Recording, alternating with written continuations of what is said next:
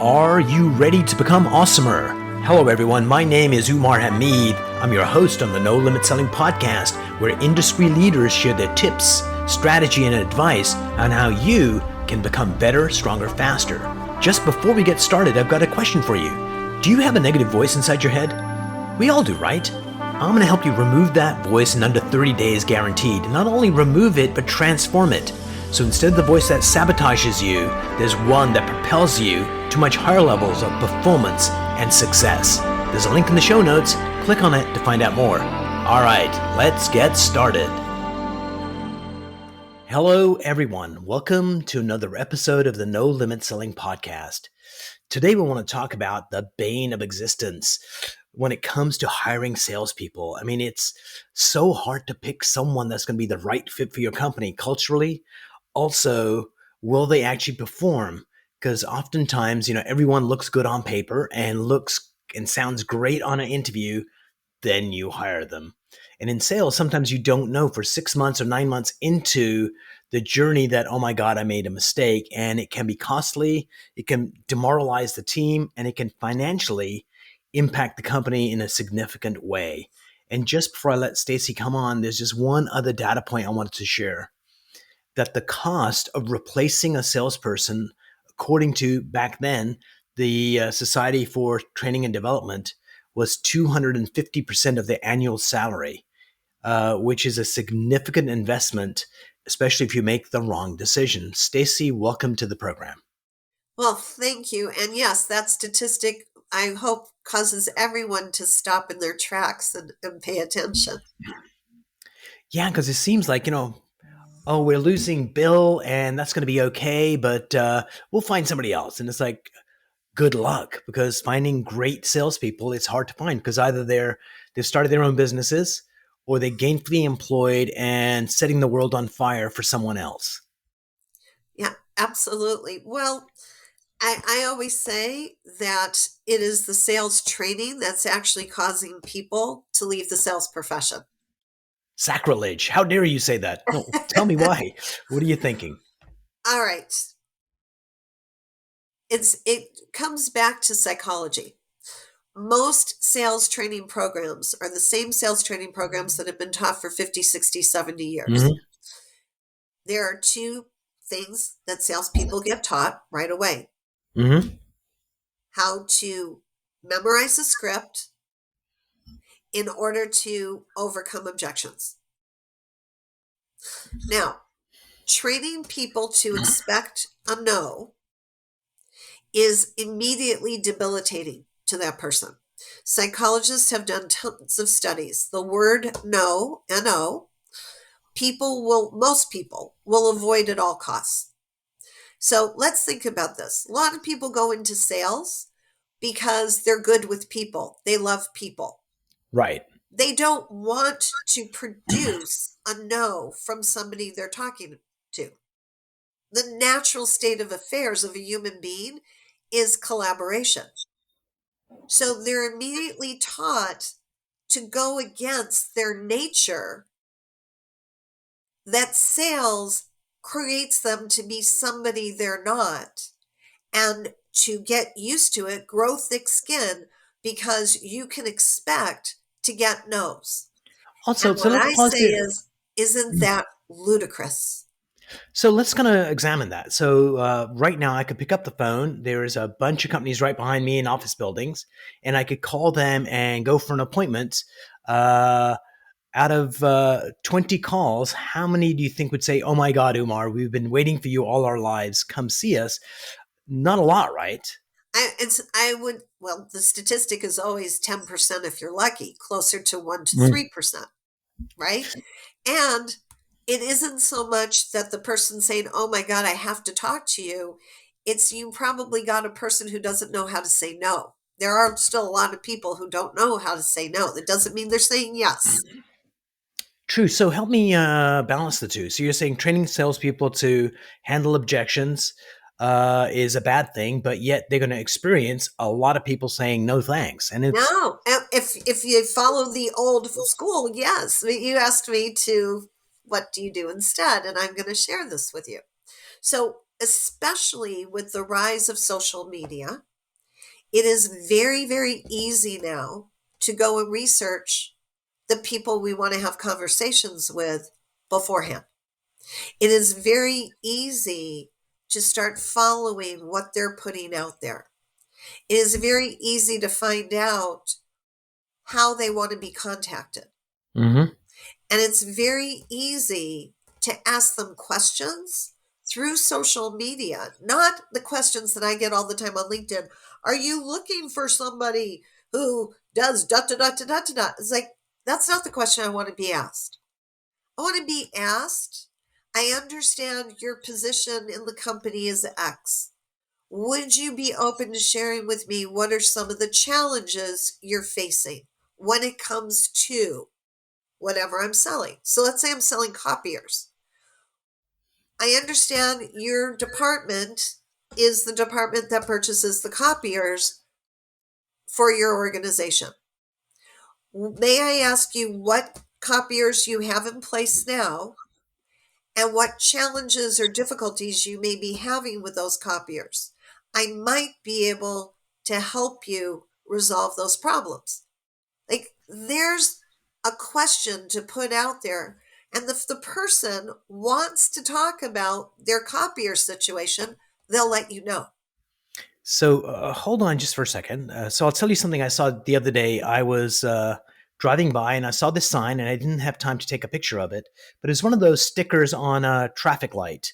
You know, where you're waiting, somebody had stuck on, uh, if you have a noisy bathroom fan, I can help, Yes, which would have been a totally useless message for anybody that doesn't have a noisy fan. For anybody exactly. that does, it would have been like, holy crap. I don't care if they're honking. I'm going to dial that number. So yeah, if you hit them with the right question at the right time, it's totally genius. So let's take a look at the numbers. What is your best guess? A salesperson using social media like LinkedIn to ask that copier question out of 10 questions, what percentage do you think they'd get interaction? It's, I said the other time we know what the statistics are, but I'm going to say this. I'm going to say that if they've looked at their LinkedIn profile and they're sure the person is interacting on LinkedIn often, Mm-hmm. if they have put something in their inquiry that relates back to exactly what the person said in their profile, their LinkedIn profile page, then the likelihood is 50% or more. That's been my average. 50% or more will respond because you're talking about them, not about you to start with. All right, so let's kind of break that down because the reason we're kind of dwelling on it is because this is really, really important for people to get. So let's say there was an office manager at a law firm and they're in charge of copiers. And what might they post? So we know what they do. They're office managers for a law firm. And then what might they post that would give you a clue that this might be a good candidate for my photocopier question?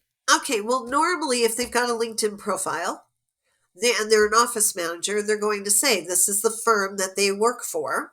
They probably are not posting anything that's a thought leadership point of view. They may be Mm-hmm. reposting other people's information, but they're going to tell you who they work for.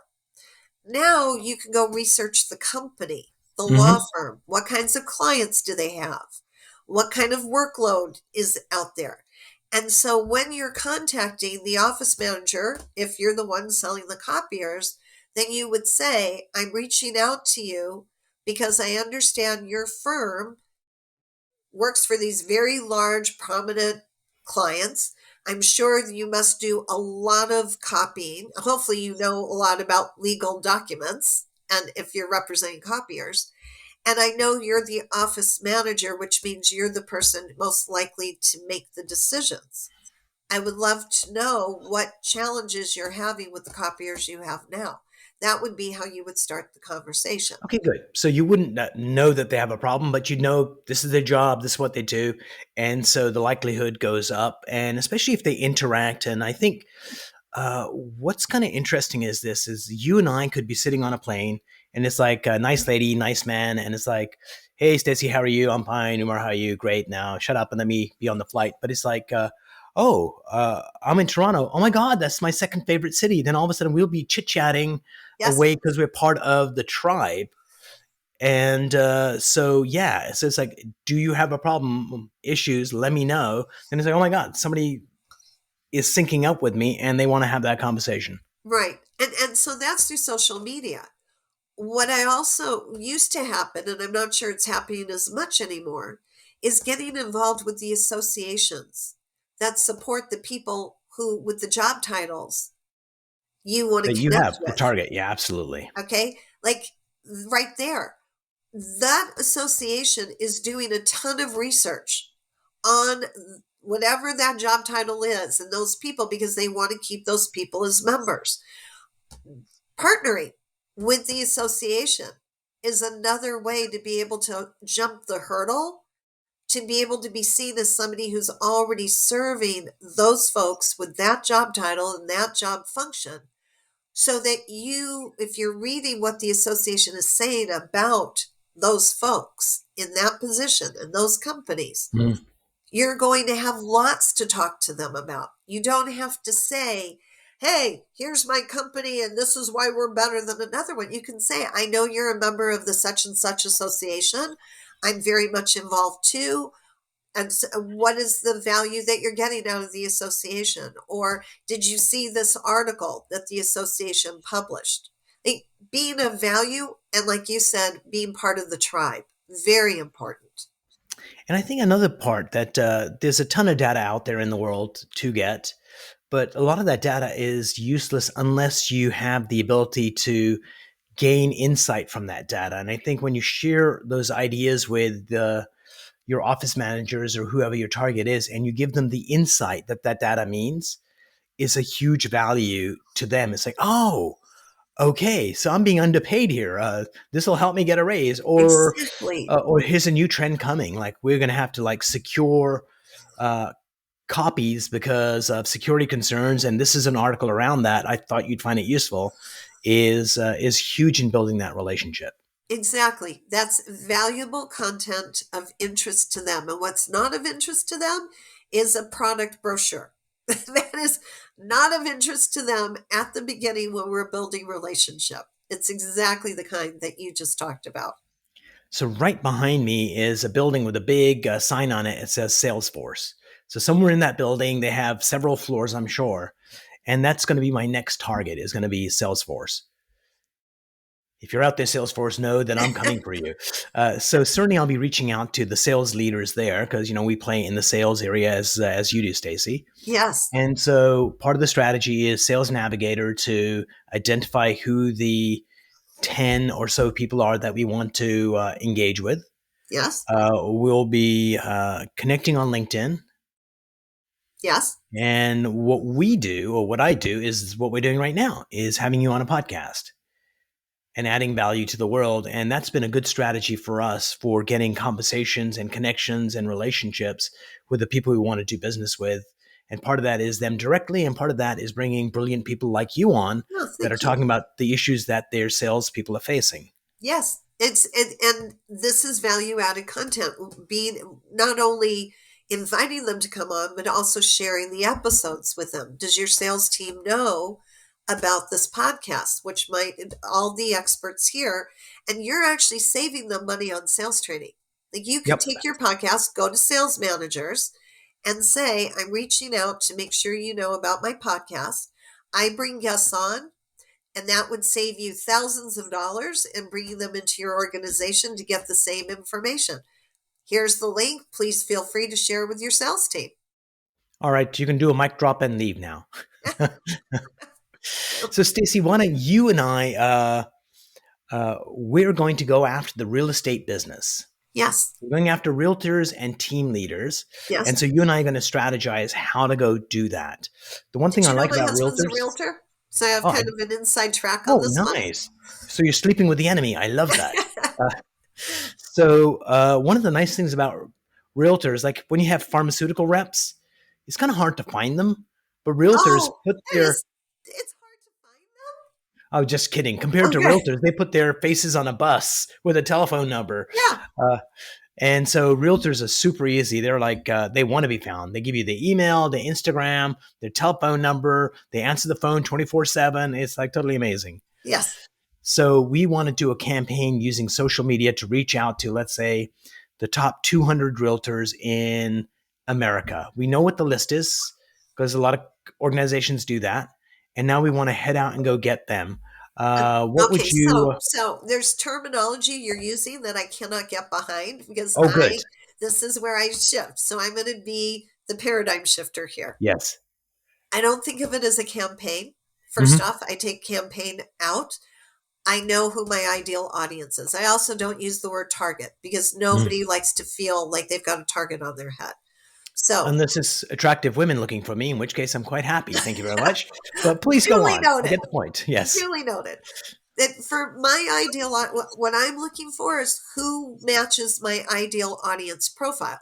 And if Hmm. salespeople thought about it like that, these are people who are going to be future, they're going to be friends in the future. So I'm looking for who matches my friendship profile.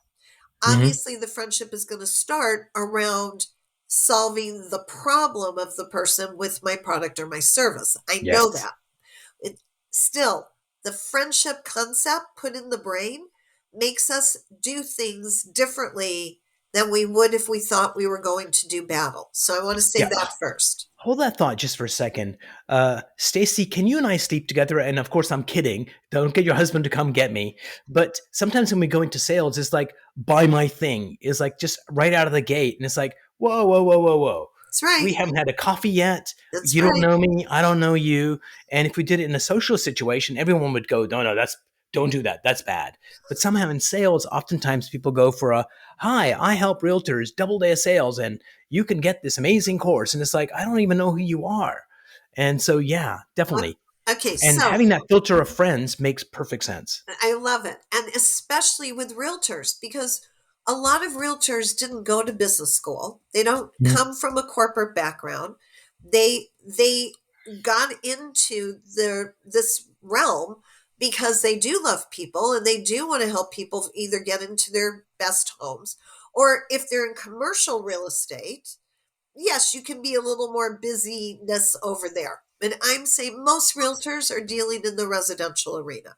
Hmm. So, if you've got a product or a service that helps realtors be more successful, we have to approach them the way they would want to approach their clients.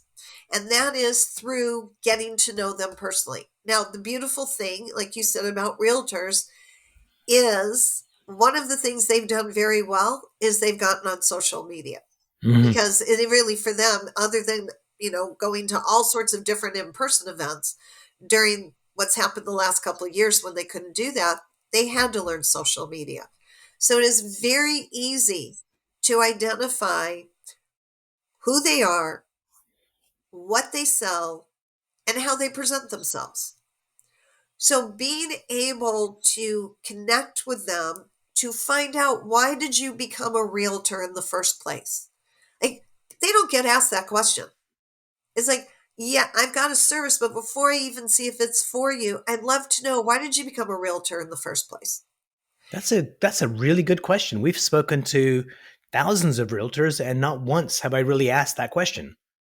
They would love to tell you. There's Yeah. always a personal story with a realtor as to Interesting. why they became a realtor. If it was a nurse, that would be the first question I asked. I never thought about realtors doing that because for nurses, it's typically this is the kind of response. I was 5 years old. My dad had a heart attack, and we went to the hospital. And the nurses looked after him so well that I knew when I was 5 that I was going to be a nurse. And for realtors, I'll start asking that. It'll be fun. What did your I'm husband get telling you, into? they will want to know that. Why did you become a realtor? The second is, who's the perfect type of client for you? Not every Mhm. realtor has the same type of client. I'd love to know. And then the third question, how's it going for you? How's the market been for you? Those three questions, they'll answer them. Like, now, so if Mhm. we're talking realtors now versus an office manager in a law firm, you can probably expect a 90% return rate because you haven't started promoting your asking. And a realtor knows that anybody they talk to could know somebody that could refer to them if they're in the same area. Another question is, do you refer people to other areas? Or do you only work with clients in your area? Or do you, if you hear of a client moving out of your area, do you do referrals? So there you go. 4 questions that gets them talking about themselves so you can learn more about their business. And then there's the reciprocity factor. Of They're going to course. start asking you, Umar. You ask them, they're going to say, so tell me about you. Why do you do what you do? And now friendship has begun. Love it. It's simple, it's straightforward. It's what your mom taught you when you were 4. That's exactly it. That's what I say. Everybody knows how to make a friend. Well, not everybody. Some people do have a little bit of difficulty. Those are not people likely to go into sales because they know it's difficult for them. But other people who have made at least one friend in their life know how to do this. Absolutely. So, Stacey, what brings you joy in your work? The ability to see people come back to having satisfaction as a salesperson, to feel self-respect again, to feel self-confidence again. For when they tell me that they're able to stay consistent with their activities because they're not worried about people saying no to them anymore. They're not even asking those questions anymore. They're asking questions that people are going to open up and talk to them about. When they tell me that they're getting to know their audience, the audience is starting to like them, and there's trust being built. So that when now they make a suggestion, yesterday, I've been friending somebody we really have a good friendship now. Hadn't bought anything from me. Yesterday, she told me she was suffering with a personal issue. I made a suggestion. I said, have you ever thought about this? No, what is it? I gave her the website. I said, this is where I buy it. She bought it like that. Now, it was a small priced item, but that's just going to lead to more purchases. Absolutely, for sure. That's what sales is supposed to be. A problem-solving suggestion, not a pushy advertisement. Love it. What is one piece of advice you'd like to give salespeople that would allow them to be better, stronger, faster, sexier? Okay, well, this is going to blow them a little bit out of the water. And sales managers, put your fingers in your ears. Stop getting out of your comfort zone. It's what my book is about, selling from your comfort zone. Stop getting out of your comfort zone. Your comfort zone is where your skills are, your talents are, your confidence is, your core values are. It's your power zone. Stop trying to be somebody else's version of who you should be. Get back to doing things the way you know how to do them in a comfortable manner. Just do more of it. Just do more of it. And watch how you have more sales, more satisfaction, and more success. Stacey, that was well, thanks a lot. You left the best part for the end of the thing, and so we're gonna have to invite you back to come on to get more of this. You don't have Stacey, to thanks. con me. I'll come back. All right, brilliant. Thanks so much for being on the show. Really appreciated it and enjoyed it. And that last bit's going to be a clip we'll be sharing with a lot of people. So thank you so much. Thank you very much. I loved your questions, and I look forward to hearing how it goes with those realtors and with Salesforce. Tell them I said hi. I will certainly say that. Take it, Tracy.